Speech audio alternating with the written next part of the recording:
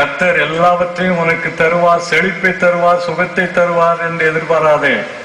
சுகத்தையும் செழிப்பையும் மட்டும் போதிக்கும் போதனைகள் இன்றைக்கு தொலைக்காட்சியிலானாலும் சரி, பெரிய அலங்கரிக்கப்பட்ட மேடைகளினாலும் சரி, வேத புரட்டு. ஏனென்றால் வேதம் செழிப்பையும் சுகத்தை மட்டும் போதிக்கவில்லை. வேதம் சிலுவையை பற்றி போதிக்கிறது, பாடுகளை பற்றி போதிக்கிறது, கிறிஸ்துவின் சித்தத்தை நிறைவேற்றுவதை பற்றி போதிக்கிறது. சுகத்தையும் செழிப்பையும் தேடி செல்லுவாயானால் ஏமாற்றம் அடைவாய். நித்தியம் ஒன்று உண்டு. 40 ஆண்டு காலம் சுகம் பெற்று வாழ்ந்தால் போதுமா?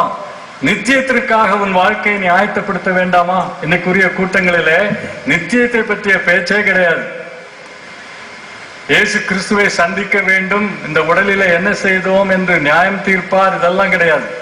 சுகம் கொடுப்பார், செழிப்பு தருவார், என்ன வேணுமோ கேள் அவர் தருவார். இது சத்தியமே இல்லை.